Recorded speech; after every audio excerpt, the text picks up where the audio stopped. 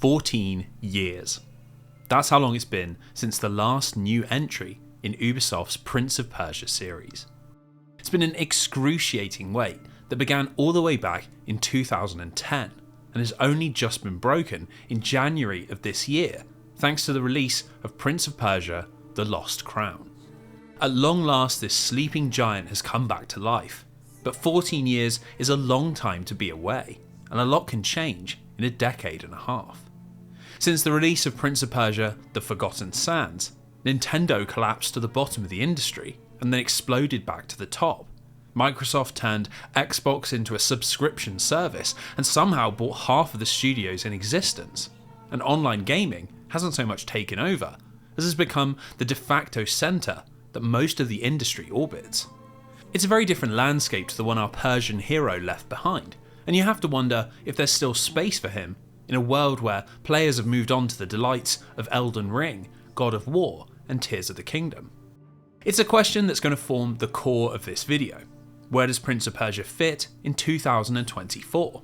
And how does this grand re-emergence hold up to our modern expectations of what this series should be? But that's not the only reason I'm making this video. As for me, it represents far more than that. A change that I've been undergoing over the past 14 years. Since the last true Prince of Persia game, I've finished university, met a girl, got a meaningless corporate job, and then faced with the soul-crushing reality of doing the same thing every day for the rest of my life, I decided to pack it in and start talking about video games on the internet. With just 450 subscribers and a channel that wasn't even eligible to be monetized, I set about making a video that explored the tragic history of a series I felt had been unfairly forgotten, a trailblazer and innovator that was slumbering when it should have been soaring. On December the 8th, 2021, I published Prince of Persia: A Lengthy Retrospective, and its surprise success would end up being the catalyst for YouTube becoming my full-time job, and creating a bond with this franchise that goes far beyond just being a fan. So when news emerged that the series' long hiatus was about to be broken, I knew I'd have to not only play it, but try to put into words how this release changes the story I told 2 years ago. Would it be a redemptive new chapter, or one final soulless imitation? A glorious return of a once beloved series, or another cheap corporate cash grab? Well, today we're going to take a break from talking about the golden age of video games, and rather than exploring an entire series, we're going to look at just one, and find out if this comeback was worth the seemingly eternal wait. This is a lengthy review of Prince of Persia: The Lost Crown, and may the Simurgh guide our path. So before we begin, a few disclaimers. Firstly, a word on the structure of this review. It's not going to be a traditional IGN style rundown, so if you're looking for a bite-sized look at how it performs on various platforms or how the control scheme feels, all tied up with a neat score at the end, you'll need to look elsewhere. I'll outline the path we're going to walk once the video gets started, but this is going to be far more focused on the context of The Lost Crown's release, the history of the studio behind it, and its place in its franchise and the industry. Really the sort of things you'd expect from a lengthy retrospective. So with that in mind, I of course need to point out that there will be spoilers for both The Lost Crown and the rest of the Prince of Persia series, which are necessary for us to fully appreciate what this game is trying to achieve. Now that being said, if you're happy with just light spoilers, you can watch everything up until the final section, which is where we'll really dive into the twists and turns of the narrative. You don't need to have played the game already, but if you want to, that is the point to jump off and see how everything plays out for yourself.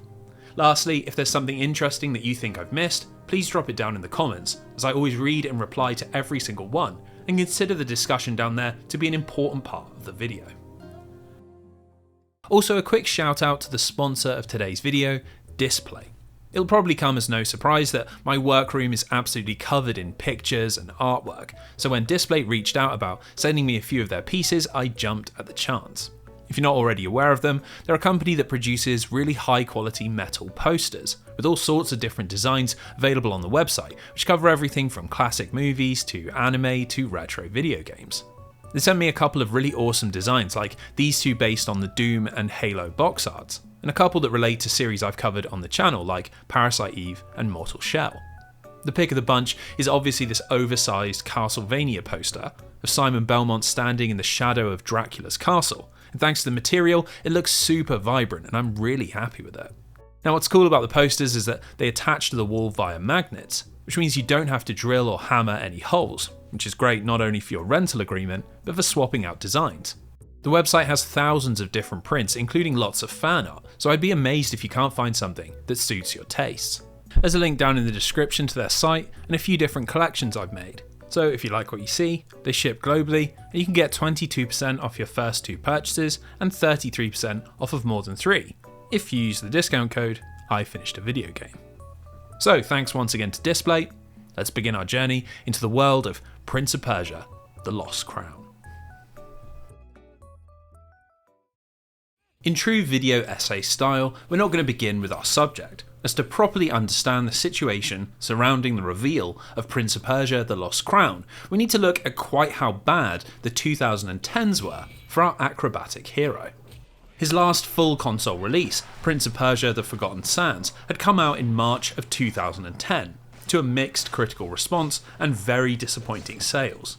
Now, just why that happened is a discussion for another day, but it likely comes from a mixture of franchise fatigue, stiff competition, and consumer confusion, as Ubisoft had decided to release 4 separate versions on 4 different consoles, all with exactly the same name. In short, The Forgotten Sands was a flop, and compared to the booming success of the French publisher's other series, namely the twin juggernauts of Assassin's Creed and Far Cry, it was clear that this had relegated the Prince to the back of the line. Now, that isn't to say he went into total hibernation, but many fans would rather that he did. The next few years saw the release of a slew of unambitious mobile games, either cheaply remaking the classics of the past or being based around utterly shameless monetization, and it all showed very little respect for the property's contribution to video game history. Now, this bad atmosphere was only made all the worse as Ubisoft's reputation began to slide backwards, and as the 2020s approached, the company often found itself on the receiving end of pretty stern criticism. The open world with a map that opens via climbing towers formula that had made Assassin's Creed such a phenomenon had begun to leak into every one of their properties. And with the French developer churning out multiple major releases every single year, it felt to many like they were producing a lot of generic and uninteresting games. As if that wasn't bad enough, the projects that actually did sound interesting, Beyond Good and Evil 2 and Skull and Bones, both languished in decade-long developmental hell, drip-feeding incoherent information to the media that made the company look like a chaotic mess. Now, on top of this, constant cynical monetization, a much-loathed online delivery platform, and accusations of executive misconduct all helped to tear down what was once a very positive reputation. And for Prince of Persia, this came home to roost in a big way. In September of 2020, Ubisoft announced that they would be remaking Prince of Persia The Sands of Time, one of the greatest video games ever made, and what should have been a surefire way to win back the good faith of long-spurned fans. Instead, it resulted in one of the largest internet backlashes in recent memory, with YouTube trailers receiving tens of thousands of dislikes and hundreds of comments attacking the remake's graphical quality and style. It quickly emerged that the work was being done by Ubisoft Mumbai, a tiny support studio that had never produced a full game. And as the delays mounted up, the remake quickly became another example of this series being treated with utter disrespect. By 2022, almost 2 years after it had been revealed, the game still hadn't released, and so it came as little surprise when Ubisoft announced that development had been restarted. Mumbai's work would be junked, and Ubisoft Montreal would take over, with promises of a much more ambitious interpretation, but without anything like a release date. 4 years on from its initial reveal, we're still yet to hear any concrete details that might help cure that fan frustration. And it is into this lion's den that the Lost Crown emerged. June 9th, 2023. Summer Game Fest is live to hundreds of thousands of viewers around the globe, and in front of a packed auditorium, Jeff Keighley takes to the stage and kicks off the show with what he describes as something you're not expecting. It is a trailer for a highly stylized action side-scroller, and it's from Ubisoft. We're shown scenes from the game as the main character tells us that only the immortals can rescue the prince and save the empire, before a pounding rap song begins and the trailer kicks into a sequence of fast-paced cuts and flashy, over-the-top action.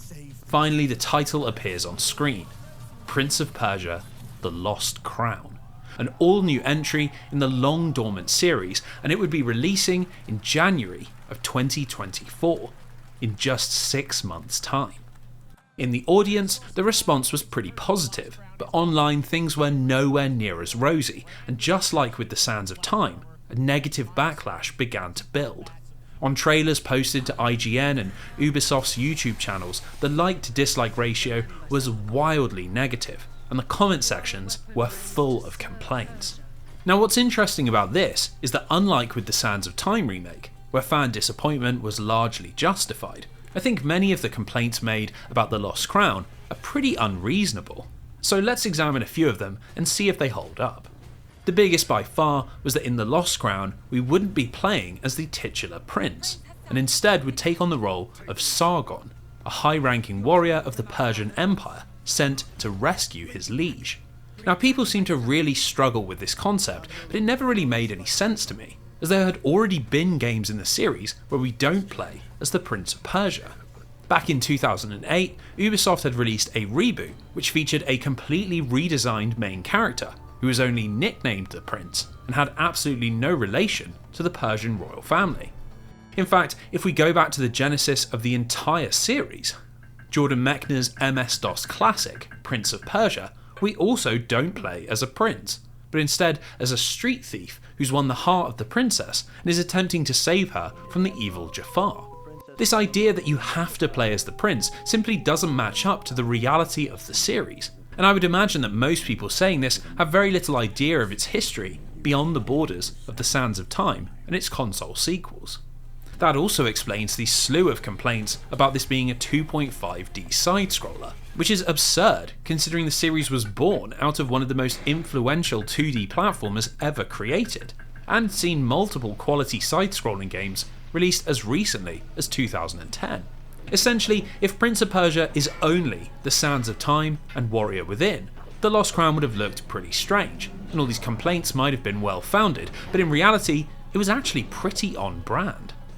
Now, unfortunately, it's also hard to discuss the backlash without talking about the large number of blackwashing complaints and accusations that Ubisoft weren't respecting the series' historical accuracy.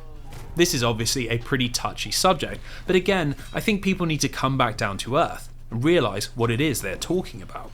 It's perfectly reasonable to criticise Sargon's design from an artistic perspective, and there probably is something in the slightly generic look that Ubisoft have gone for, but trying to frame this as a concern for historical accuracy is very disingenuous.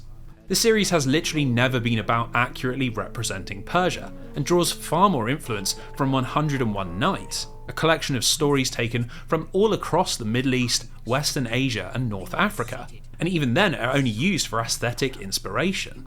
The games don't use famous Persian characters, they don't reference Persian locations or myths, they hardly even feature the Farsi language, and are almost entirely developed by Western studios looking to emulate the look rather than the reality. Considering that one of the series' most popular titles revolves around a giant unstoppable sand monster, a huge hourglass that can rewrite history, and a villain that wears a metal battle bikini, I think it's pretty laughable to see people suddenly become concerned with historical accuracy when it's never been part of the equation. To be honest, the only complaint that I saw having any merit was the choice of music during the trailer, as the decision to pair high-energy rap with images of magical creatures, ancient temples and stylized graphics was a little bit jarring. The thing is, that's a complaint about the marketing, rather than The Lost Crown itself, and it's got to be said that all future trailers didn't go in this direction, and were much better off for it.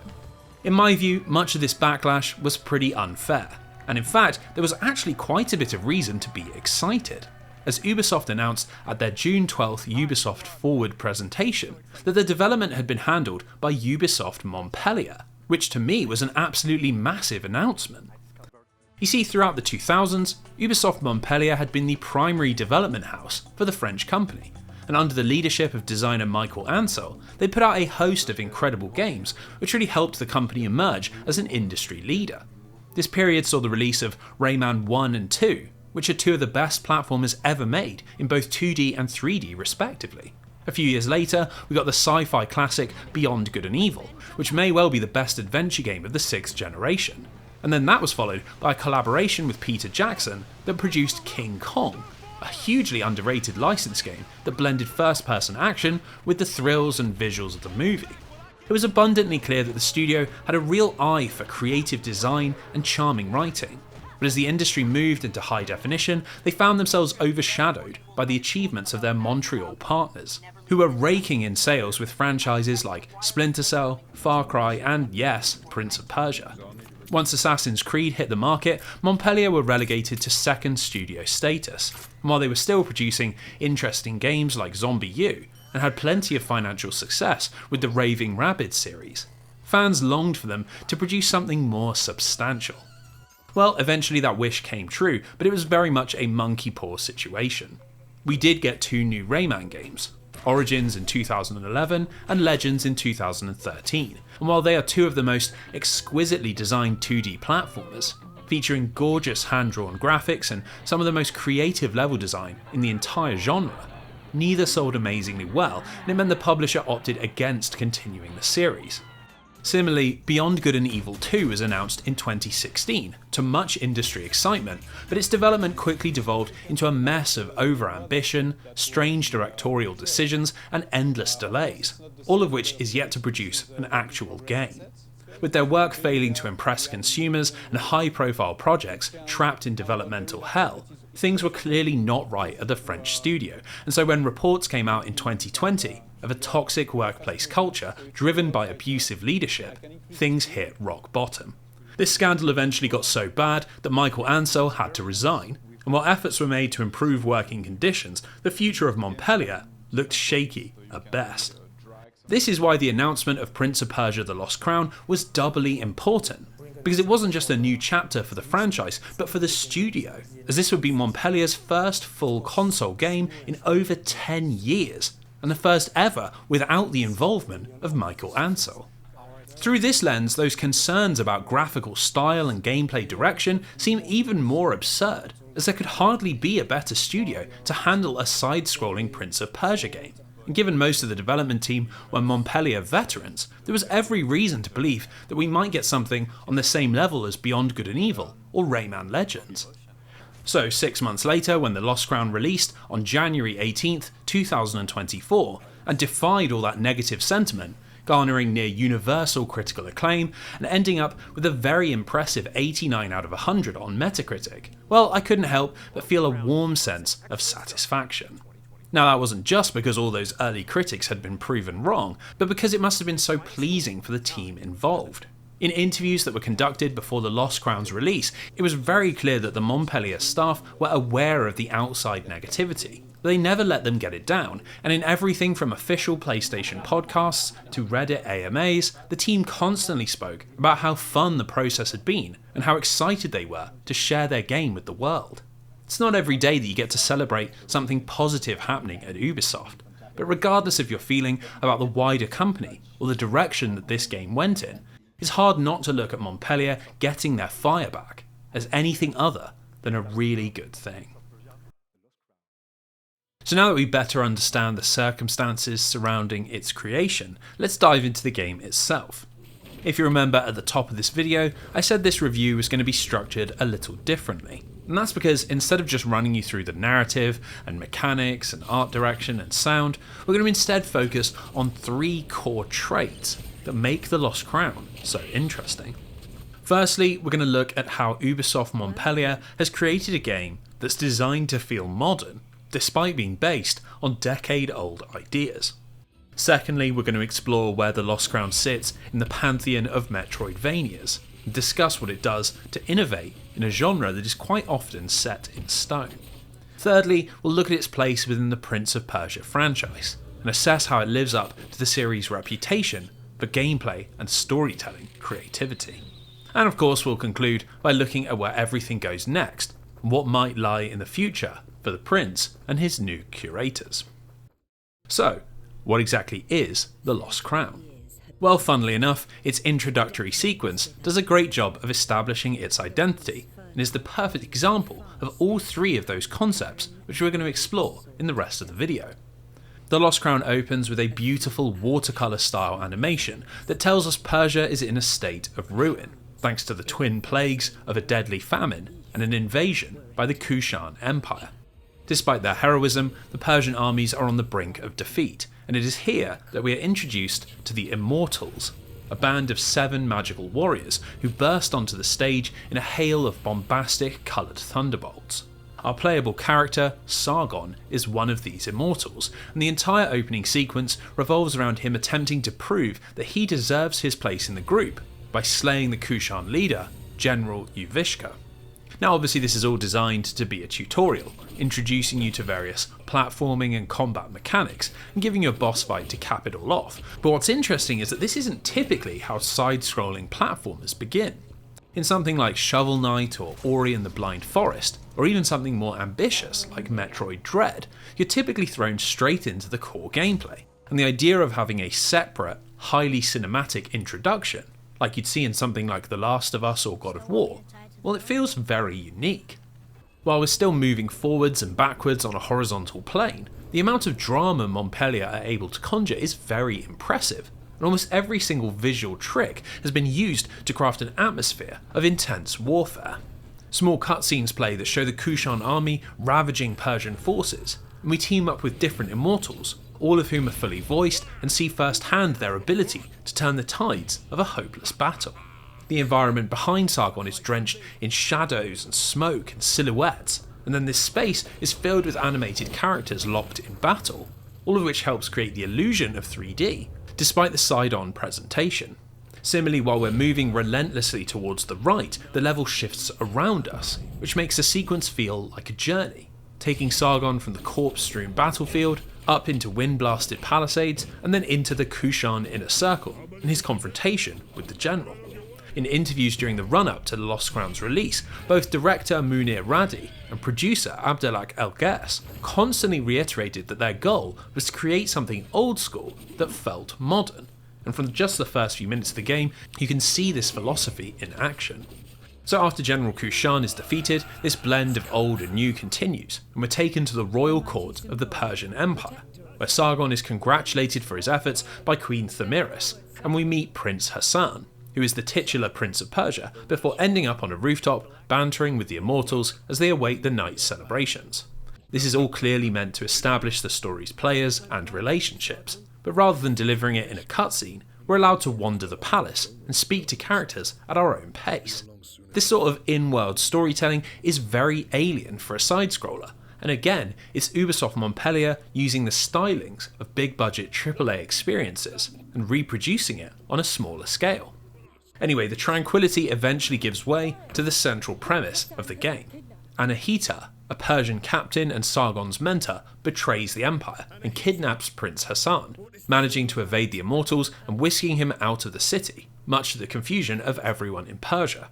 Queen Thamiris immediately gives orders to chase them down, and this takes us to the location in which the game is set, the mysterious Mount Kaf, a holy place for the Persian royal family where they are blessed by the Simurgh, an ancient spirit that dictates who should rule the empire.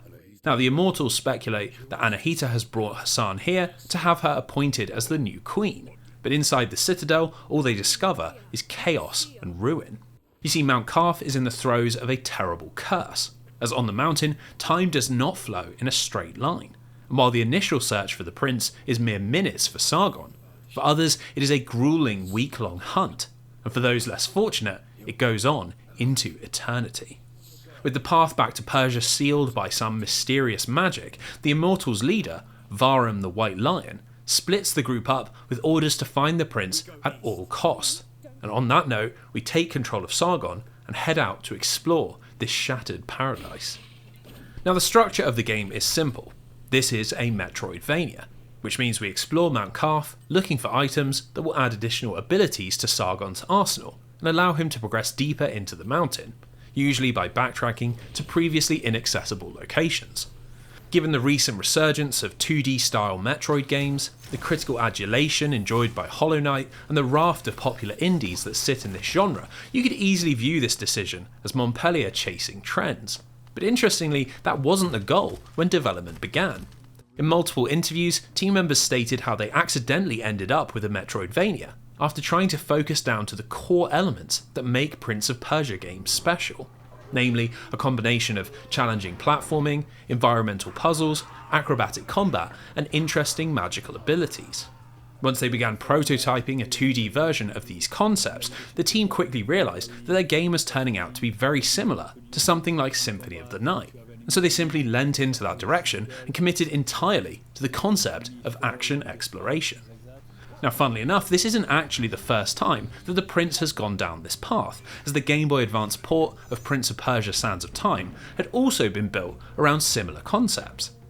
Obviously, that wasn't a very high-profile game, but even in the series' big hitters, like Sands of Time and Warrior Within, there are nods to the design ethos of Metroid and Castlevania, as both take place entirely within a single location and aim to create a sense of progression in power that isn't related to RPG-style numbers.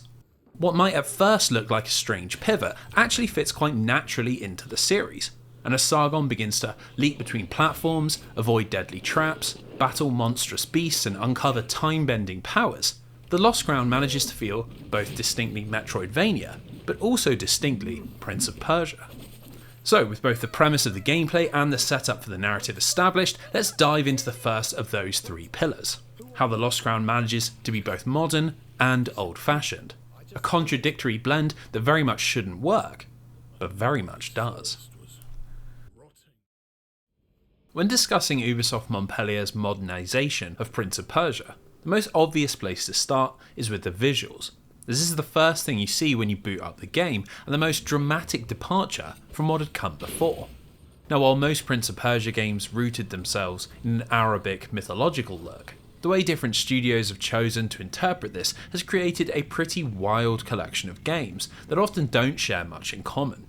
The original Jordan Mechner PC titles drew heavily from animation, with chunky visuals, bold colours, and rotoscoped movement.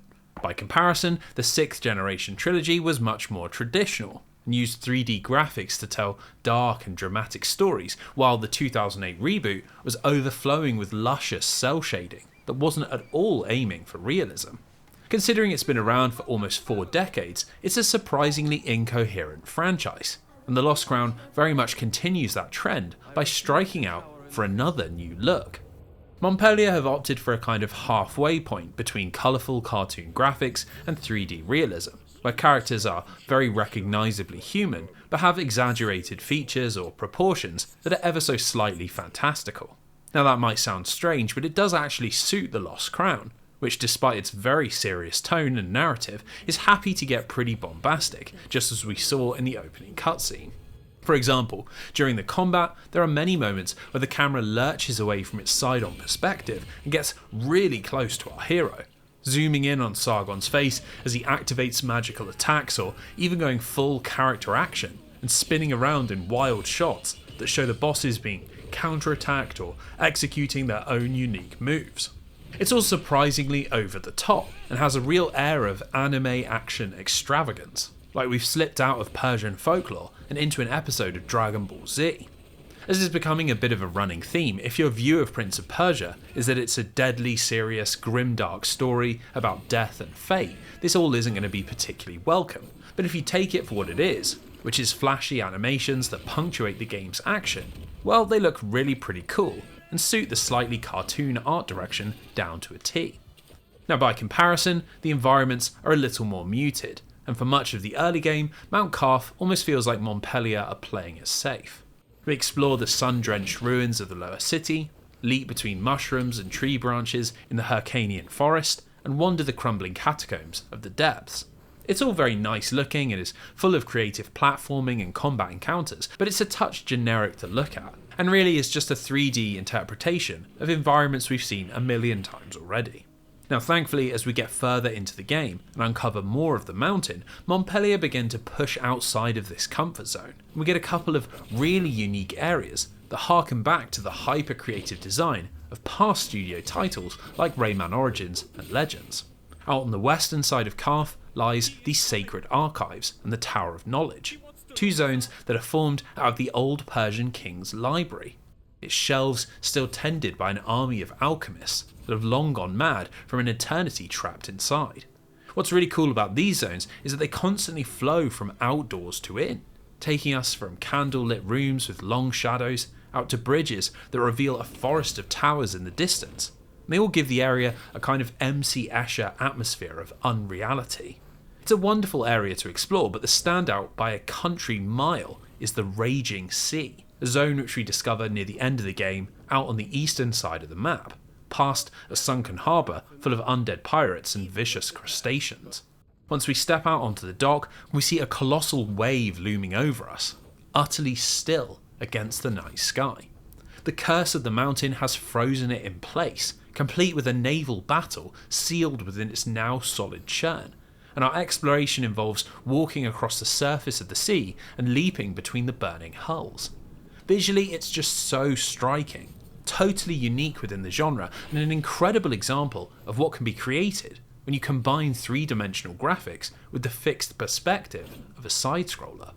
You can make cave systems that stretch deep into the background, cityscapes that loom far below us, and cliffside vistas that have a soaring sense of height, all seamlessly blended with the action happening in the foreground.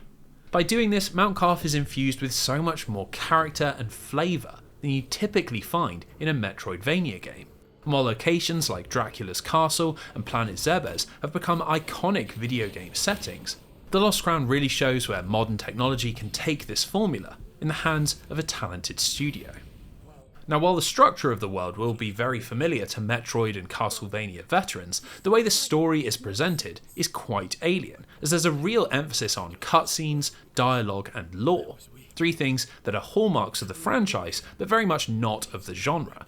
Dotted around the mountain are a surprisingly large amount of NPCs, other immortals that Sargon runs into, vendors who will sell him important items, characters who give out various side quests, and even one-off figures that pop up to guide your path through a single area before disappearing to pursue their own goals. Each one is given a beautiful character portrait and is entirely voiced, which injects a lot of personality, and certain characters like Alcara the half-insane sage, or Fabria, a mysterious young girl who sells us maps, are both really well realised and shift in their relationship with our hero as we spend more time with them. Impressively, even very brief encounters can be surprisingly memorable. Sometimes we'll approach a whack-whack tree, which act as the game's save points, and find a spirit living within its branches. Other times we'll stumble across characters who are similarly trapped within the curse. A fisherman long since abandoned by his family, a pirate captain who sits above a pile of treasure he cannot spend, an invading Greek soldier who has long ago forgotten his original mission. Compared to the isolation of Metroid or Hollow Knight, The Lost Crown is positively bursting with life, and it's clear that Montpellier have put a big focus on fleshing out the game's supporting cast, and they've broadly done a great job. My only criticism is that the English voice acting can sometimes be a little strange, and a few characters have confusingly modern sounding accents that really don't suit the whimsical fantasy tone. Luckily, we've got the option to play the game in Farsi, which is about as close to ancient Persian as you're going to get, and something I really recommend doing, as it is a far better fit for the mood. Now, beyond the large cast of characters and constant chattering, The Lost Crown is also full of traditional, highly directed cutscenes that, much like in the game's opening sequence, are all very dramatic and really push the narrative forwards into some unexpected places. During the game's first few hours, the aim is to create a path to the mountain's upper citadel, as Sargon spots Anahita taking Hassan to something called the Simmer Gate, which is found right at the pinnacle of the map. You might imagine that chasing down the prince is the central thrust of the game, but that is not actually the case, and The Lost Crown throws us a pretty big twist very early on. Once we get a few more movement abilities, Sargon is able to catch Anahita, and we're treated to another highly stylized cutscene where he attempts to free the prince, but is interrupted by Varan. Now, rather than defeating Anahita, the White Lion instead murders the prince throwing his lifeless body from the walkway and declaring that he intends to overthrow the royal family and assume the throne. This thrusts us into a one-on-one duel that then triggers another cutscene, where Varum reveals that he has the power to rewind time, which is a really fun twist that puts the series' iconic power in the hands of its villain and stacks the deck pretty hard in his favour. Obviously Sargon can't cope with a foe that cannot be hurt, and probably ends up being thrown from the walkway after Hassan and ending up back down at the bottom of the map. Now, we'll talk a bit more about where this twist ends up going later in the video, but I just want to take a moment to appreciate that this is a side-scrolling action game heavily influenced by Metroid and Castlevania that is trying to be ambitious with its storytelling, and that's something I think deserves a lot of credit.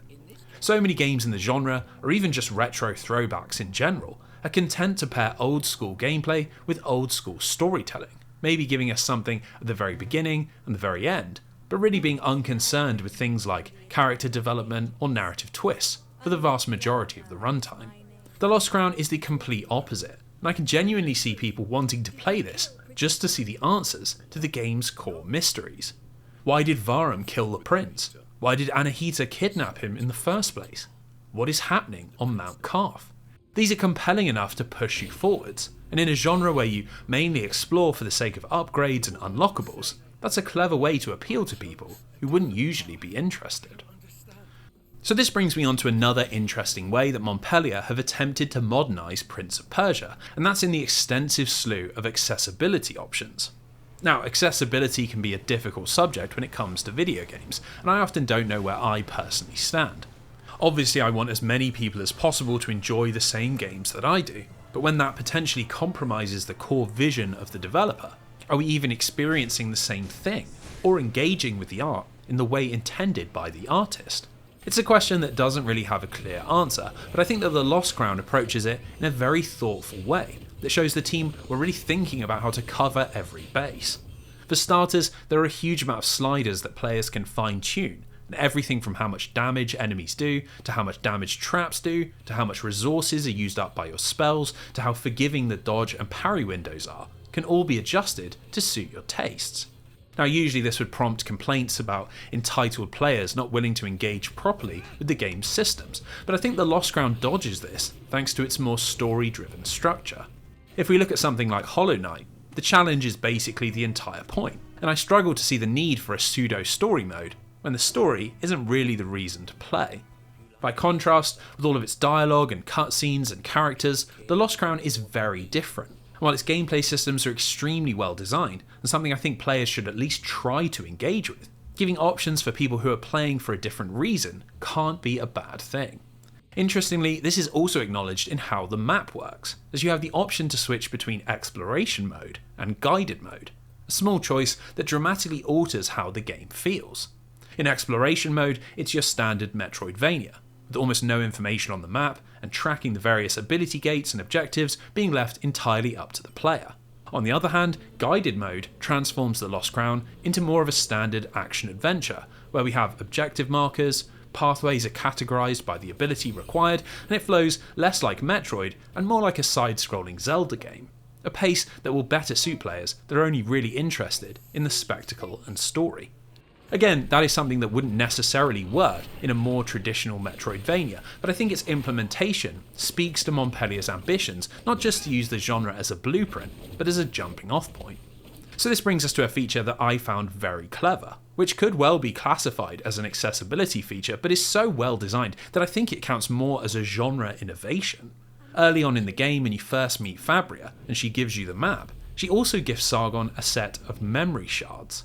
By pressing down on the D-pad, you can take a picture of your current location, which is easily visible on the map and allows you to keep your own in-game record of areas that you might want to revisit at a later stage.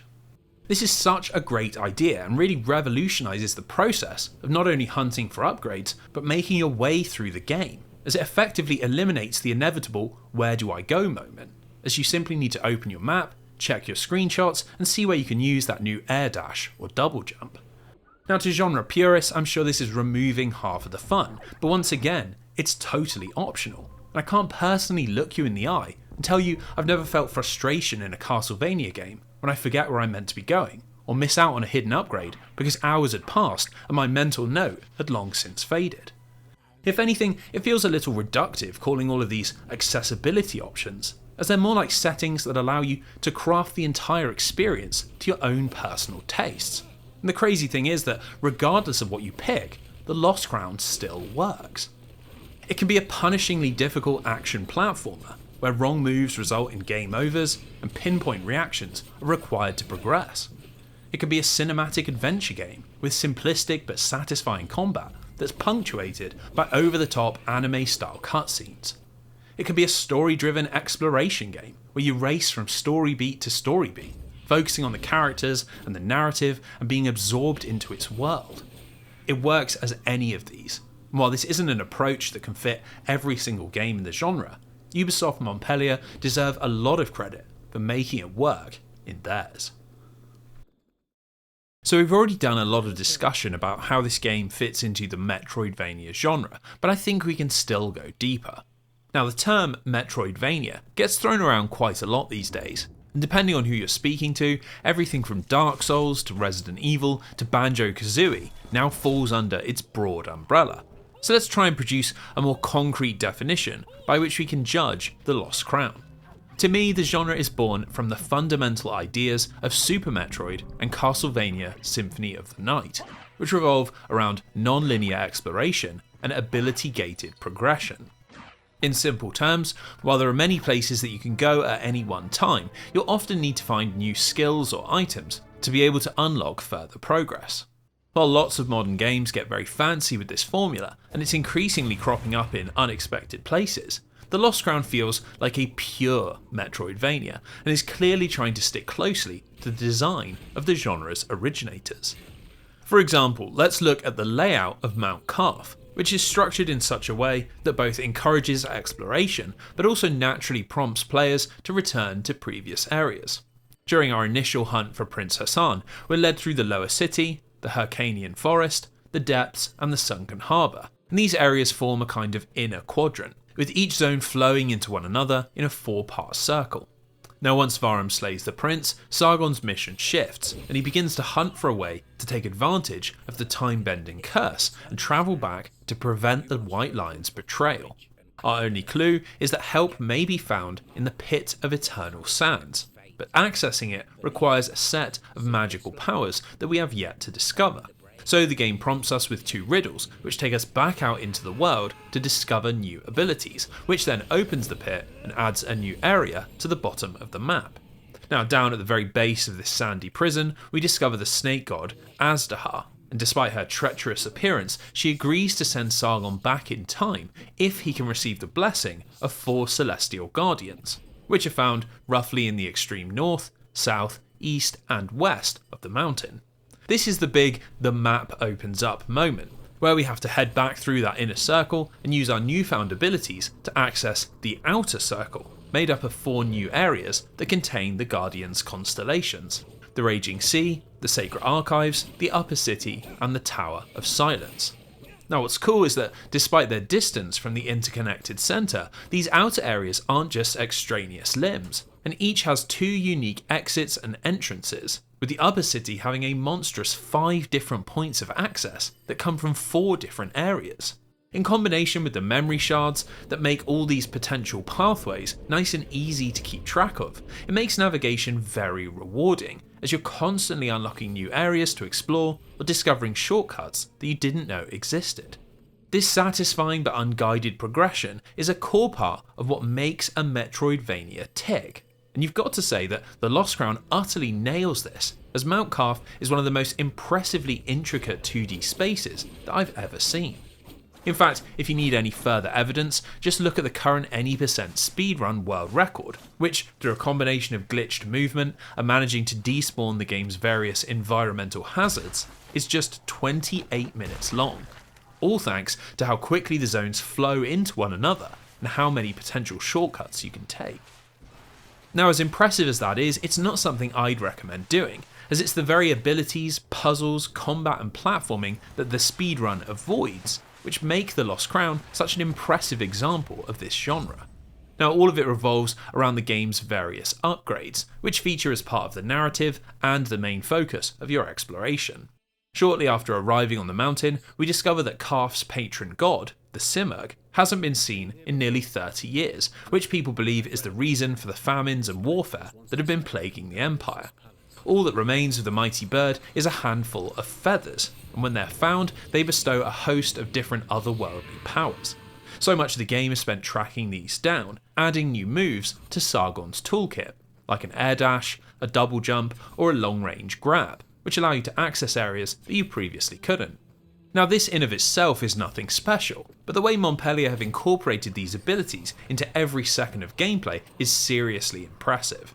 Just take the Dimensional Claw, which you get after defeating a boss deep within the forest. On the surface, it's very basic. You press circle, and Sargon executes this reality-tearing slash that sucks in an object and allows you to fire it out. In exploration terms, it's used to throw explosives into cracked walls and opens up a slew of new paths, but it also has a meaningful impact on the rest of the gameplay. You can obviously use the claw to throw explosives at your foes, but you can also use it to throw enemies themselves, sucking them in before sending them flying into pits or instant death traps. Or you can just keep them hidden away in the rift, allowing you to manage how many enemies you're fighting at once. It also features heavily in the puzzle solving, introducing a new mechanic based around energy containers and power sockets, which all means that the claw ends up being a lot more than just a key for specific locks on the map. This is something that had always bothered me about some of the classic Metroidvania titles, that we find something like the power bombs in Super Metroid or the form of mist in Symphony of the Night, and they wouldn't have much practical use outside of opening doors. It's clear that Montpellier have approached the upgrade design with this in mind, and it feels like every time we unlock a new ability, the way we engage with the world meaningfully changes. Nowhere is this more pronounced than in the game's double jump, which might be my favourite ever implementation of this utterly ubiquitous video game move. Considering that the Lost Crown is a side-scroller and puts a heavy emphasis on platforming, you might think that this unlock would come pretty early on, but surprisingly we don't get it until near the final stretch. Instead, most of the game is constructed around a single jump and an air dash, which is unlocked after the very first boss, and because of this, you quickly forget about any initial expectations, because of how tightly everything is woven around these two ideas. So when you do finally claim the Simurgh feather and unlock Gravity's wings, it feels incredible, like you're virtually flying through the levels, skipping over complex sequences of jumps, soaring over hazards like they aren't even there, and dramatically speeding up how fast you move around the world.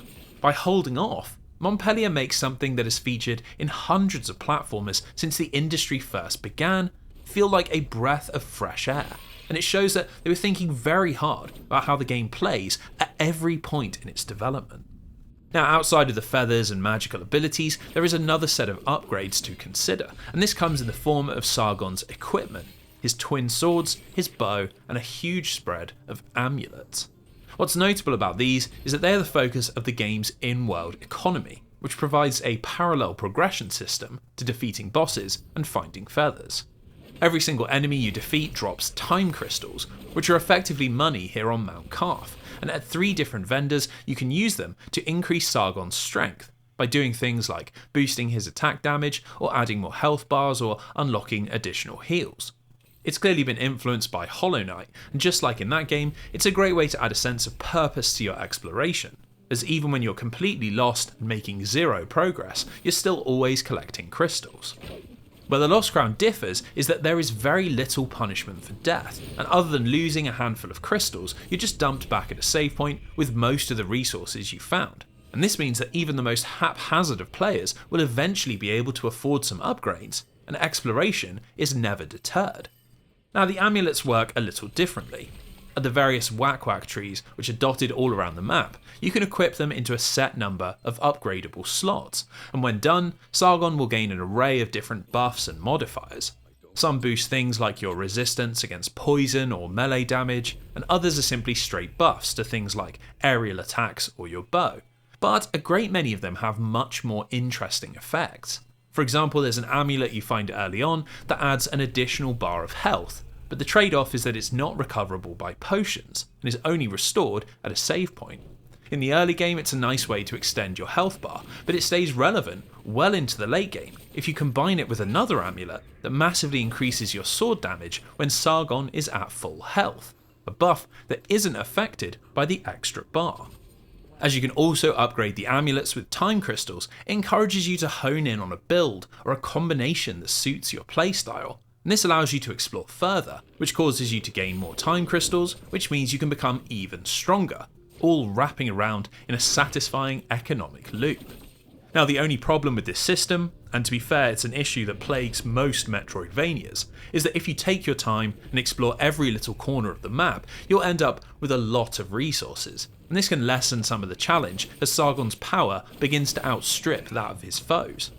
Of course, thanks to the accessibility options, you're always free to crank up the difficulty, but I think this natural power creep is baked into the Lost Crown's design. And that's because there is more than a whiff of a traditional Ubisoft open world, which is constantly giving you things to do and rewarding you for doing so.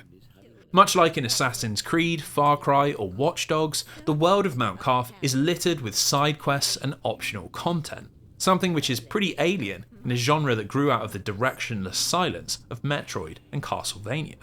With quite a bit of regularity, you'll come across NPCs that want to enlist your help, and what's cool is that all 9 of the game's side quests have quite a bit of substance to them. You've got more typical exploration style quests like fulfilling the wishes of a dying Persian soldier who asks Sargon to put the rest of his troop out of their misery, all having long lost their minds while trapped on the mountain, and each presenting a unique mini-boss to test your powers against.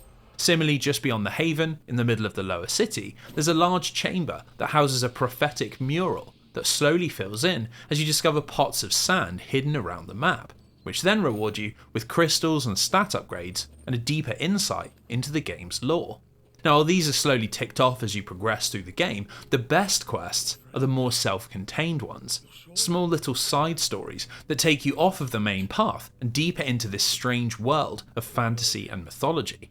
We spend time exploring with the Moon Gatherer, a man who seems positively insane, insisting that the moon has been stolen and that Sargon must help him restore it. As we complete different tasks, the two characters begin to develop a strange kind of understanding. By the final quest, up in the peaks of the Tower of Silence, it's oddly sad when their paths diverge, with the moon saved from whatever invisible threat the Gatherer had imagined. These side quests could so easily feel like a cynical attempt to artificially lengthen the game, but the reality is most are just as high quality as anything found during your hunt for the prince. Whether you're attempting to perform an eye-wateringly hard series of jumps for a mysterious royal physician, hunting down a monstrous boar that took the lives of a mother's family, or simply rescuing a parrot deep within the sunken harbour, it never feels like padding and always feels rewarding. To be frank, The Lost Crown is one of the best Metroidvania games that has ever been produced, and Montpellier deserve a huge amount of credit for jumping into a genre that they had no previous experience with, and managing to nail so many of its defining concepts. There's masses of scripted content, but it's never at the expense of the fun of exploration. And while it religiously adheres to the ability gating formula of the past, there's still so much room for player expression through the upgrade system and amulets. It is a pure take on a classic concept, but done through a modern lens. And if you've ever enjoyed Hollow Knight, Metroid Fusion, or Aria of Sorrow, you owe it to yourself to check out what is another landmark title in the genre. Now, while all this clever design and thoughtful modernisation is all very well, the reality is that The Lost Crown was always going to be judged by how well it held up to its ancestors. After all, this was the root cause of all that negative backlash when the game was first revealed, born of a perception that it simply wasn't Prince of Persia. So let's wrap up our investigation by looking at its pedigree as a successor to that lofty name. Now, we've already discussed how the question of what exactly a Prince of Persia game is can be rather hard to pin down, so let's try and pick out some central ideas that run throughout the series. Firstly, I think we can confidently say that platforming is the #1 unifier, as it's the entire premise of Jordan Mechner's original and has featured heavily in every single game since. Sometimes it's more akin to acrobatic freerunning, and at other times it's full-on Mario Galaxy madness. but it's always there and is always a big focus. Secondly, we have to say that hand-to-hand combat is also a core part of the franchise equation, as the series' most famous games, Sands of Time and Warrior Within, both put a big emphasis on cinematic battles. And even when the prince has been on more peaceful adventures, he's always accompanied by a sword and always has to use it. The third link is surely the series' love of dramatic narratives, as every entry has put a premium on this, never deviating into multiplayer ideas or wild structural experiments, and always being rooted in the beats of a classic adventure story. We might get different looking princes, or different settings, or even different mythological backdrops, but at its core, we always control a man on a journey, battling against magical forces, leaping around fantastical locations, and somehow finding the strength to overcome them. In my opinion, it's not the presentation of the main character or the perspective which we view the game from that defines the series, but these three concepts. So, for all of Montpellier's innovation and creativity, we now need to judge if they've managed to deliver. So let's begin with the platforming. Now, I don't think it's a stretch to say that Rayman Origins and Rayman Legends are two of the finest modern side-scrollers ever produced, so this was an area I had a lot of confidence in. And unsurprisingly, Montpellier have once again delivered an imperious platforming experience. The controls are tight, the movement is snappy and fast-paced, and we've already touched on the implementation of new abilities, which continually adds new ways to move around that slowly raise the skill level. Now, what's really impressive is that even away from the Simurgh powers and the basic movement, Montpellier have filled the game with little sequences of platforming gameplay that try to mix things up. We're stalked by a blind jailer who can't be killed, forcing us to carefully move around with pseudo-stealth mechanics which transform into a frantic race to safety whenever we are spotted. We float through raging sands of river, suspended in the air and surrounded by spikes, while trying to avoid two monstrous centipedes that smash through the walls and create pathways for us to explore. We have to pick our jumps carefully in the darkened hallways of the catacombs, with the environment only visible thanks to a tiny fire spirit, and poisonous sewers and crumbling wooden platforms punishing overzealous movement. It's all just so inventive, and even tiny sequences that last just a few moments are always memorable and always engaging, clearly having been meticulously crafted by a team that profoundly understands how fun it can be to jump between platforms and avoid hazards. Now, similarly inventive are the puzzles, which are largely based around these platforming mechanics.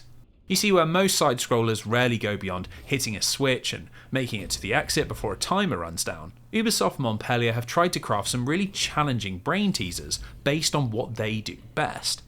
For example, deep within the Sacred Archives is a set of 4 portals, which each take you to a unique puzzle where you have to collect a golden scroll. But the catch is that you need multiple Sargons to press all the required buttons and hit all the required switches. So what we get is 3 separate attempts where we have to pre-plan our movements in order to open a path for the final Sargon. And it leads to some truly mind-bending puzzles where you have to time certain powers or jumps all in anticipation of what you're going to do on your next run. Considering that most games puzzles are nothing more than a little mini-game or a picture puzzle that has very little to do with the core mechanics, it's extremely impressive to see Montpellier mould their gameplay into so many different forms and have so many of them feel so good. Within the Metroidvania genre, The Lost Crown is without a doubt the best platformer, and compared to other games in the Prince of Persia series, well, it blows most of them out of the water too. Now, the thing is, given the studio's history, that platforming excellence was to be expected, but the other core Prince of Persia concepts, combat and narrative, were a little bit more unfamiliar to the French studio, and so there was a lot of pressure to get these right. In an interview with Metro newspaper, director Munir Radi explained how the team was well aware of fan expectations, and so they decided to take influence from other side-scrolling games with solid mechanics, and this led them to Super Smash Bros. And Street Fighter. It sounds odd on paper, but the idea wasn't to make a fighting game, but something with the mechanical purity of a fighting game, a combat system with clear ideas and clear interactions. So, you have a basic 3-strike combo, you can fire arrows from a distance, you can slide under enemies which acts as a dodge, and on the R1 button is a parry, which can deflect enemy attacks, and if used on specific moves, triggers one of those anime-style counters. It's straightforward, but it's satisfying, with every strike and dodge and parry animated with a solid kinetic punch that makes even fighting the weakest enemies pretty rewarding, even if it is a tad repetitive. Or, so I thought, until Sargon came across an immortal compatriot, Artaban, just outside the haven in the centre of the lower city. Unfortunately, the curse of the mountain is making Artaban lose his mind, and while he doesn't feel comfortable continuing with the mission, he agrees to stay in the haven and continue Sargon's training. Now, on the surface, this looks like any old tutorial NPC. Someone who can help remind forgetful players which button does the attacks and which button does the blocking. But that is not the case. Artaban's lessons show off just how much depth there really is. And without having spoken to him, I would have had no idea that you can juggle enemies in the air, parry projectiles, chain dodges into attacks, and even use your powers to extend how long you can combo for. Just like the fighting games that it's based on, the combat is deceptive in its complexity. And while you can just mash your way through every encounter, it feels so much better to do it in style. And to be honest, learning its intricacies is something that you're going to want to do. While we start off chewing through fairly weak undead foot soldiers, very quickly the combat ramps up in intensity, and you find yourself constantly battling mini-bosses and powerful unique enemies, all of which have their own movesets that you need to quickly decipher. Thankfully, just like with the platforming, there are lots of checkpoints, and the penalty for failure is never really that high, but it's just challenging enough to force you into engaging with its ideas. And when they click, it makes for a combat system that easily stands up against the very best of big budget 3D action games. Now, this brings me on to the game's boss fights, which represent a funny little contradiction. You see, despite the series' reputation for stylish action, Prince of Persia has never really been known for having particularly good boss design, and it's actually something that's been quite lacking in some of its higher profile games. In the Sands of Time, we only really face two bosses, and neither of them are particularly mechanically interesting, while Warrior Within features even less, only really going into boss mode in the final moments when we take on the Dahaka. Outside of this, there isn't much else to write home about. Two Thrones has some cool ideas, but most of them are ruined by mandatory QuickTime events. And while the 2008 reboot comes the closest to creating a stable of engaging bosses, they're marred by repetitive design and lots of reused animation. The Lost Crown presents a massive break from this patchy record and delivers the best set of bosses in the series by some distance, managing to bring together the tight movement, the complex combat, and the creative powers into fights that easily stand toe-to-toe with anything found in Hollow Knight or Metroid Dread. Now, there are so many good things going on that it's almost impossible to do every single fight justice, so what I want to draw attention to is just how varied these tentpole moments can get. We do battle with massive monsters, snakes, manticores, and vicious wolves, all of which feel like a 2.5D interpretation of something that you'd see in Elden Ring or Dark Souls. Frantic battle for survival, where you are the ant, frantically avoiding their foot. There are also many one-on-one duels with other humans, typically members of the Immortals who have been convinced by Varum to stop your mission, and these all have the intensity of something like Mortal Kombat, revolving around spacing and carefully timed dodges, both of you leveraging your special moves and powers to get the upper hand. Each fight usually has multiple phases, like Kiana the Forest Queen leaping from her steed to do battle separately, unique attacks like Menelaus' Arrow Storm, which transforms the game into a momentary bullet hell, and even sudden surprises like Varum triggering his rewind ability, restoring his lost health and sending you backwards in the fight. Just like with the platforming, it's deeply satisfying stuff, and even though the later stage bosses can get very difficult, with hugely complex patterns to learn, the ability to restart the fight on every death drains away any potential frustration. And as you can always leave and go and hunt for more upgrades, you never feel like you're trapped against a wall that you just can't climb over. In a funny way, this is the area where the Lost Crown is least like the other Prince of Persia games, but by breaking from the past and trusting in their own developmental nose, Montpellier have ended up producing something very high quality, and it really sets a new expectation for what a Prince of Persia game should deliver. If I wasn't being clear already, from a design and mechanical perspective, the Lost Crown is a triumph, both as a Metroidvania game and as a Prince of Persia game, keeping what works, throwing out what doesn't, and managing to innovate in a space that is typically dominated by the same old names. It is a potent combination that's more than a match for both Warrior Within and Metroid Dread, and is another example of what this talented studio can do when they're finally set free from strange open world projects or live service experiments. But my friends, there is an elephant in the room, and it relates to that third Prince of Persia core concept, the series' reputation for ambitious storytelling. And it is in here that we find the Lost Crown's one glaring flaw. If it wasn't already obvious, I think that The Lost Crown is a truly fantastic video game, full of great ideas and the sort of clever design that can only come out of a studio and team that passionately loves what they do. It was clear from all of the interviews that the staff at Montpellier felt really proud of what they'd produced, and after spending almost 30 hours on Mount Carth, I could understand why. This is why it pains me to have to move on to some pretty strong criticism, as we need to discuss something that I feel didn't work, and disappointingly, that is the game's story. Now, before we dive into the negativity, I want to start off by looking at something that I did enjoy, and just like the boss fights, it's something else that's born out of a break with franchise tradition. As we spoke about near the start of this video, the Prince of Persia series has always been pretty casual about its links to legitimate Persian mythology. For the most part, its stories have almost no connection to the historical empire, and this is something that Ubisoft Montpellier have attempted to address. Now, the plot of The Lost Crown is still an original creation, and Sargon is very much not from Persian folklore, but the amount of references and influences have really been ramped up, and throughout the game we can discover lots of little snippets of lore which relate to legitimate Persian concepts. For starters, the setting of Mount Carth comes straight out of Persian legend, and depending on the author or the time period, it can either be the highest peak on the planet where the gods reside, or a faraway land populated by Deva and Jinn.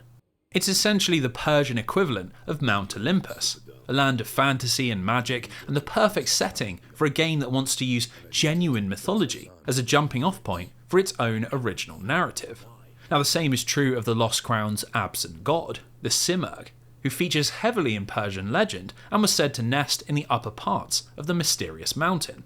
Its most infamous appearance is in the Shahnameh, an epic poem which retells the mythological origins of pre-Islamic Persia, and is still revered as an important national story in modern Iran. One section of the Shahnameh recounts the tale of Prince Zal, the albino son of a hero who, thanks to the bad omens associated with his condition, is abandoned on Mount Carth. Here he is discovered by the Simurgh, who takes pity on the boy and decides to raise him, using its otherworldly wisdom to help him become a good man and ready to return to the world of men. Eventually Zal must leave the mountain, but the bird god gifts him with 3 feathers, and should he ever find himself in danger, all he has to do is burn one and the Simurgh will come to his aid, which of course happens later in the tale when it flies down from the mountain to rescue Zal's wife. Now, while this tale doesn't happen in The Lost Crown, it's clear that Montpellier have adapted certain elements and tried to maintain the heart of these legendary tales. The Simurgh is still a benevolent god, bestowing the gift of its magical feathers, seemingly reviving Sargon when he dies, and ultimately being responsible for the good health of the empire. It's not an exact representation, but it's a damn sight closer than any other Prince of Persia game, and that's found all throughout the adventure. Our upgrades are handled by Kaheva, a blacksmithing god, who seems to be a reference to Kava the blacksmith, another hero from the Shahnameh. Much of the late game revolves around the actions of the previous monarch, King Darius, who's clearly named after Darius the Great. Everything from Sargon's twin blades, Kays and Layla, to the monster designs that form the bosses are all lifted straight out of ancient Persian poetry, and even the language that the characters use. Their appeals to the god Aru Mazda make reference to the Zoroastrian religion practiced all across the empire. It's actually very impressive just how authentic The Lost Crown feels, and in a way I almost wish Montpellier had gone further, giving us even more background on these terms and allowing the game to act as a gateway to what is a rich world of storytelling.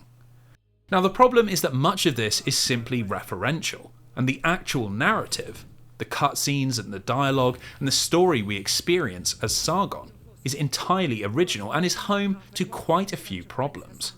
Up until we see Prince Hassan's murder at the hands of Varum, everything is basically fine, and is carried along by an atmosphere of mystery that fuels your exploration.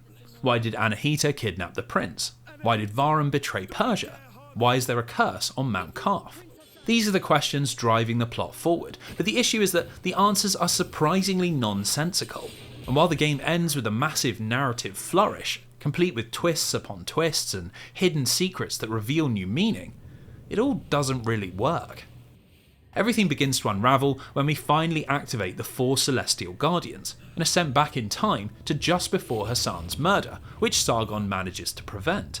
In this timeline, Varum still makes his move, but it's Anahita that ends up being killed, and this prompts another boss fight, although now we're coming at the White Lion with far greater power and the assistance of this world's Sargon.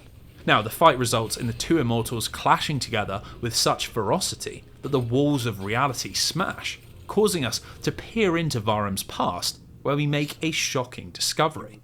This is no mere warrior attempting to usurp the throne, but the eldest son of Darius, the last Persian king, who was killed by Queen Thamiris as they received the blessing of the Simurgh. For this heresy, the guardian spirit abandoned Persia, which is the cause of the twin issues of the curse on Mount Karth and the devastation that is being wrought across the empire, a price that the queen was happy to pay in exchange for the throne.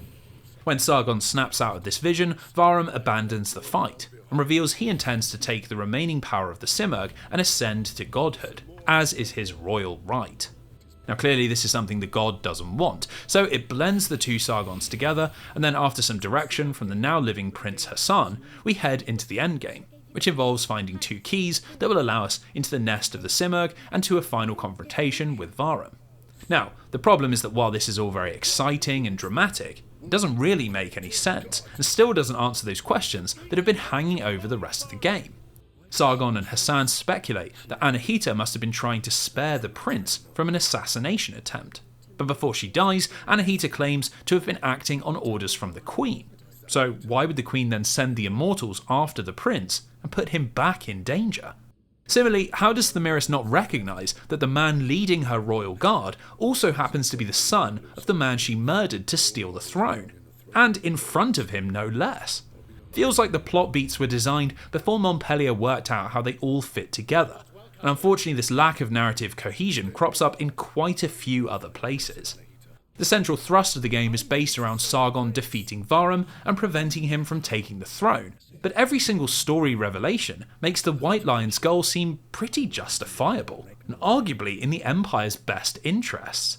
When he first tells the immortals that Hassan has been killed, they agree to back his claim, not because he is the rightful heir, which they don't know, but because he will be a far better ruler, as the queen is ruining Persia and killing its citizens. This context really messes with our 2 main characters' motivations, as we don't get a solid reason as to why Sargon is so desperate to stop Varum and keep a repressive and illegitimate monarch on the throne. Similarly, it's not clear why Varum even needs the power of the Simurgh when he leads a loyal troop of super soldiers, is beloved by all in the Empire, and, need I remind you, is the actual rightful heir to the throne. It's almost like the story wants to have 3-dimensional characters of questionable morality, but also doesn't want to move away from Sargon being the good guy and Varum the bad guy. So we just plough on with that structure, even if it makes little sense. Now, for the longest time, I thought there must have been something that I was missing, some kind of hidden information that might better flesh out the plot. And much to my satisfaction, there are 2 key side quests which do reveal a hidden twist. The first relates to the prophecy hidden away in the lower city, which is revealed after collecting all 30 sand jars. It's still pretty cryptic, but it appears to be predicting the events happening on Mount Karth over the course of the game, and instead of this story revolving around 2 princes, presumably Hassan and Varum, the prophecy refers to 3. Now, right at the very end of the game, just before we step into the den of the Simurgh, we can take a little detour and end up in a cavernous hall where we find a shadowy figure known only as the Hermit. He claims to already know Sargon, to have held him in his arms, and then offers a challenge: retrieve 3 bells and he will offer up a prize. This is the Impossible Climb, a brutally challenging series of jumps where you have to move with pinpoint accuracy across moving slabs covered in spikes in order to grab those bells. Well, after what could potentially be hours of attempts, you'll bring them back to the Hermit, and he gives you an item which can upgrade your weapons, and something called the Third Sun. It is a lore fragment the diary of Queen Themyris' personal physician, who describes how the Queen originally had 3 children, one of whom was poisoned, another who fell from the palace walls in mysterious circumstances, and a third that met an even stranger fate. The doctor believes that this third child was switched in the cradle, as the previously strong and well-built heir overnight became a slender weakling. So, if you take the third son diary and the sand prophecy and put them together, I think it's pretty obviously implying that Prince Hassan is not the trueborn child of Queen Themyris, and that the real third son is Sargon, who was swapped in the cradle in order to prevent the assassination attempts of Varum. Now, this is a pretty cool little twist, and considering how much fuss had been made over the fact that we weren't playing as the Prince of Persia, I couldn't help but find it utterly hilarious that in reality, we are playing as the Prince of Persia. The devs at Ubisoft Montpellier must have been pulling their hair out, desperate to allay fan concerns, but not wanting to spoil their big hidden secret. The only thing is, as much as that schadenfreude makes this twist very enjoyable, it makes absolutely no impact on the game's conclusion, as everything still plays out in exactly the same way, whether you discover Sargon's origins or not. His character doesn't change as a result of this revelation, we don't get any scenes where he ponders his lineage or struggles with the weight of the information. The game just carries on as if you never found it, and I think it's such a shame in a series that has done character development so well in the past. So we reach the peak of the mountain, do battle against Varum in a pretty amazing 3-phase boss fight that takes place in the space between all timelines. And when we finally defeat him, the White Lion decides to repent and give his life to restore the Simurgh. The next thing we see is Sargon and the prince returning to the Persian royal court, where the heir apparent gives up his claim to the throne and the last remaining immortal exposes Themyris' murder of King Darius, before heading off into the sunset and into the game's credits. It's actually very brief. The good guys win, the bad guys lose, and all the hidden heirs and secret princes, which feel so important while you're on Mount Karth, end up having no bearing on the outcome of the game, and even muddy the motivations that we were given. If the Queen had swapped Sargon and Hassan's positions in order to protect her rightful heir, why would she send Sargon to Mount Karth with the Immortals and into the Lion's Den? In fact, why would she allow him to join the Immortals at all?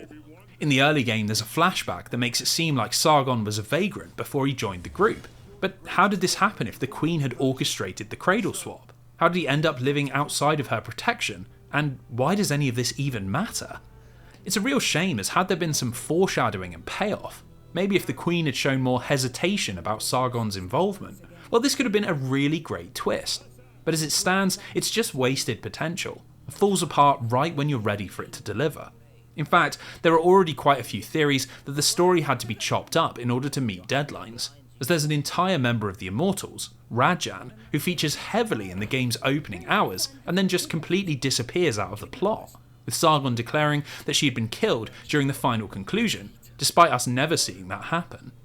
I really think that had Montpellier pared everything back and fully committed to just one of the multiple twists, it would have been completely fine. But as it stands, this is the one area where the Lost Crown falls short of the expectations set by the rest of the series.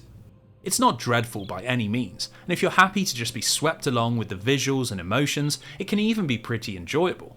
But compared to the amount of thought and care that's been poured into the rest of the game, it does represent a real step down in quality. So where does this all leave us? Does the Lost Crown make up for the 14 years of slumber that the prince has had to endure? Well, it should come as no surprise that, for me, this game more than delivers. While I'm not sure anything could atone for that decade-long hiatus, I'd never dreamt that Prince of Persia would receive another game of this level of quality, back when I was making my first series retrospective. During that video, I constantly spoke about how well I felt the Metroidvania genre would suit Prince of Persia, and here, to see it in the flesh, dream that I cooked up while writing about a dead franchise, well, that's the sort of wish fulfillment that you rarely ever see. Now, it helps that the game has been put together by a very talented studio who clearly had a point to prove, and almost everything from its Metroidvania design ideas to the tight platforming and the surprisingly complex combat all work so well and constantly deliver little moments of delightful video game serotonin. Obviously the story isn't fantastic, but then so many other Metroidvanias are similarly lightweight in this area, so it's almost worth the plot holes and incoherent ideas just to see someone try and take the genre into that blockbuster cinematic space. If you're unsure about the side-on perspective or put off by the negativity around the main character, I really implore you to give this game a chance, as it's been designed in such a way that really anyone can enjoy it, and you really don't need to be a series veteran or Metroid speedrunner to get something out of this experience. So given I think all those impressive reviews were right on the money, we should expect big things when it comes to sales, right? Well, sadly, this isn't really how the industry works. Despite all the blood, sweat and developmental tears, often success and failure are decided well beyond the desks of those who make the games. The biggest barrier at the moment is the price, as Ubisoft is selling this title for the full $50 that you'd expect to see attached to a high-profile AAA title. Now, that isn't meant to imply that The Lost Crown isn't a game worth that cost, but the fact is that people see $50 and they expect Spider-Man or God of War or Assassin's Creed, and you simply aren't going to get people casually checking it out at that price point. The only release that is remotely comparable is Metroid Dread, which was a similarly priced blockbuster Metroidvania, but that was very highly anticipated and clearly benefited from the immense brand loyalty that Nintendo commands. By comparison, Ubisoft have the opposite effect, putting off consumers who see them as a bad faith company, and as the reveal was dogged by complaints about the direction and style, The Lost Crown would have already been fighting an uphill battle long before the price was announced. Unfortunately, the publishing strategy has even more negative effects that we have to take into account, as not only do Ubisoft have a tendency to heavily discount their games, which means there's very little reason to pay full price, but it's also available on day one through their Ubisoft Plus subscription service, which is just $17 a month. Now, I'll freely admit that I've never understood the economics behind new games launching onto subscription services, but in reality, this means that you could play the entire game completely legitimately for less than a third of its retail price. In combination with a baffling decision to put The Lost Crown exclusively on the Epic Game Store and not to release it on Steam, which is the platform of choice for millions of indie Metroidvania fanatics, you can be sure that these business practices are going to hurt Montpellier's new game, and that really crushes me. Already rumours are swirling about its poor financial performance, and while I think it's much too early to draw any conclusions, it wouldn't surprise me if The Lost Crown ends up with very middling sales numbers. It's depressing, to be honest. Ubisoft Montpellier are a fantastic studio. Prince of Persia is a great franchise, and The Lost Crown is exactly the kind of game that I've been begging them to make. But I'm not sure that's enough when Ubisoft don't give it the platform to succeed. Now, the silver lining behind all this is that the game cannot have been expensive to produce, as Montpellier are a smaller team and the game was built in Unity, which is typically a cheaper engine to work on.